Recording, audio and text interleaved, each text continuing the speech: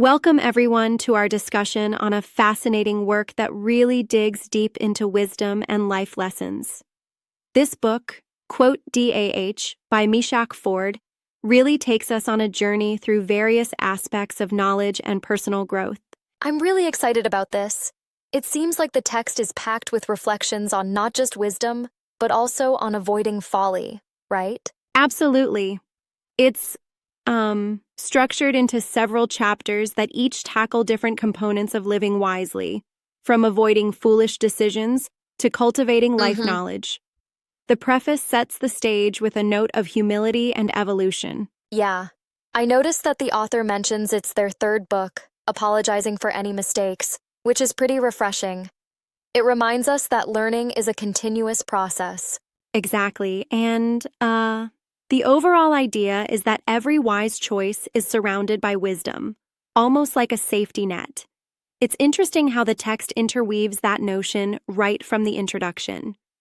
That phrase, a wise choice is surrounded by wisdom, really seems to act like a refrain, doesn't it? Almost like a mantra throughout. Yep. And it kind of underscores what the author is saying across all chapters. For instance, in Chapter 1, Don't Be a Fool, the discussion is about how pre-planned schemes and self-imposed limitations can actually trap you in folly. Right. It cautions us about copying foolish behavior and delegating wisdom to those who might not deserve it. And did you catch how it warns against laziness too? It's like, if you're lazy, it can spiral into more serious troubles, almost like a seed growing into something harmful, as the author puts it. Exactly. It's, an interesting analogy. The idea that laziness, if unchecked, can evolve into a sin. And then in Chapter 2, Wisdom, the tone shifts to the trade and appreciation of true understanding. The verses really push home, that genuine wisdom comes through experience and active engagement. Yeah, there's a lot about trading one's willingness for learning from reality. It's like saying, if you do nothing, there's no wisdom at all. Right. It's like, you have to be proactive. Like, think about it. Even if you have tons of knowledge stored away, it's useless if you never put it into action. That idea threads through all the chapters. And then we get to Chapter 3, Wise Lesson Advice. This part stresses practical advice, challenging us to put in the work, manage our time, and basically act on our ideas. Exactly. There are so many practical pointers. One verse even says it's better to take action on your complaint before you even start complaining. It's, I think, a call for accountability and self-discipline. Right.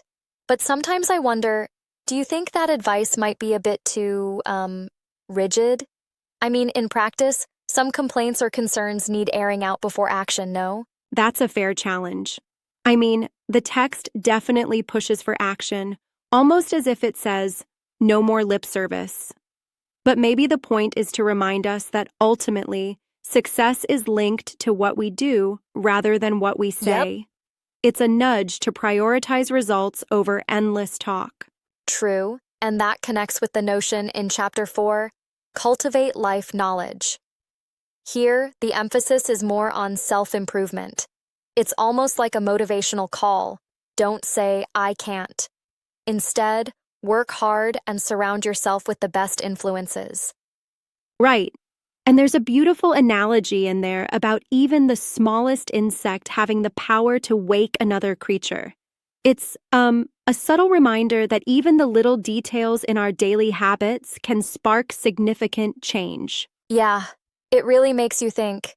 It's like each small action contributes to a larger picture of growth. Exactly. And the text really warns against excuses, too. It notes that making excuses not only hinders personal growth, but can also lead to a cycle of becoming a fool in your own right. It's a powerful message about taking responsibility. And I found it interesting how the book, while comprehensive, maintains a sort of stern professionalism. Yet, it doesn't lose its personal touch. It's like the author is talking directly to each reader, challenging you, but also encouraging you. Yes, absolutely. And you can sense the author's passion to uplift others.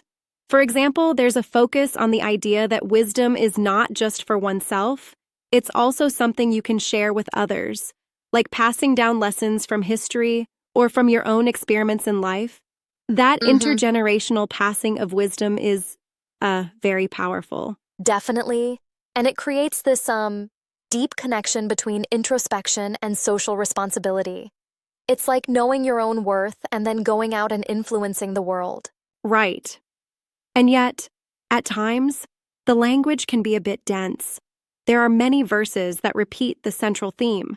Some listeners might feel like it's too much repetition. Yeah. But maybe that's intentional, to really ingrain that idea of wisdom surrounding every wise choice. I can see that. It offers a kind of rhythmic reinforcement, almost like a call to action that recurs throughout the book. Exactly. And what I love is that the text doesn't let you off the hook. It continually challenges you to question your beliefs, to not settle for the easy way out, whether that's in following someone else's plan or allowing yourself to be tempted by glory. Right. There's a verse that warns against getting fooled by glory. It really makes you pause and reflect on how immediate gratification can sometimes blind us to even better future opportunities. Yup. And linked to that is the idea of self-control, trusting no one too blindly and working hard instead of copying someone else's blueprint. It's all about being independent and accountable, even in our emotions and actions. And I find that compelling, especially in today's era when we often see people leaning on hashtags and viral quotes instead of true introspection and self-work. Right. It's almost a call back to basics, cultivating life knowledge, as in Chapter 4, by acknowledging that every challenge or opportunity is a chance to evolve. And if you're willing to ask yourself the tough questions, you become a better architect of your own life. Exactly. It's like looking at each situation as a potential lesson rather than just a setback. Yes, and these lessons, whether they involve dealing with laziness, understanding how to negotiate in life, or simply managing time better, all funnel into becoming the best version of yourself. Right. The whole narrative is very much about empowering the individual through wisdom and hard work. I also love how it challenges you to never be complacent, urging you to take responsibility for your actions and own your decisions. It's like a long-standing debate between fate and free will, but here free will, accompanied by wisdom, triumphs. That's a great point. It's almost like the text is saying, your future is in your hands, but only if you're willing to work for it, refuse excuses, and constantly apply learning. And honestly, that resonates deeply, especially when it talks about rejecting the I can't mentality. Totally. And the philosophical tone throughout the work ties everything together. It doesn't just list advice, it challenges you to think, to analyze, and to actively engage with life as it comes. And even though some parts might feel a bit repetitive, it really reinforces the idea that every decision counts. And wisdom is an accumulative process, a mosaic built over time through trials and errors. Yeah. One aspect I really appreciate is how it melds practical guidance with philosophical musings.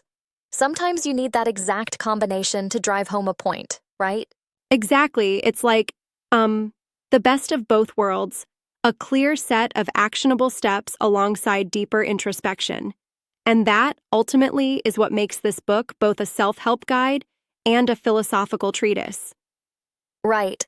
And it really encourages you to not only learn from your own experiences, but also to be cautious about who you let influence your journey.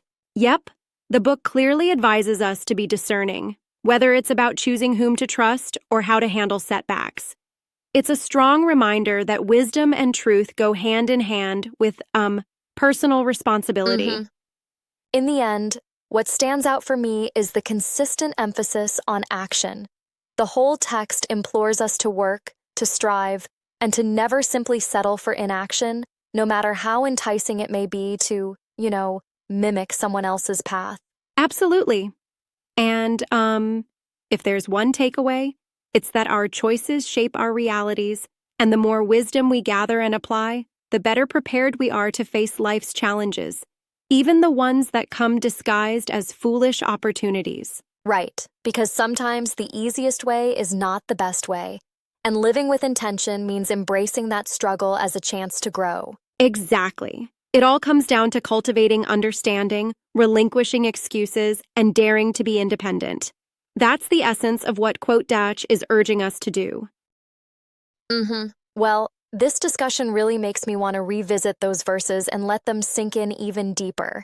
It's, a powerful roadmap for anyone looking to live a thoughtful and meaningful life. Indeed it is.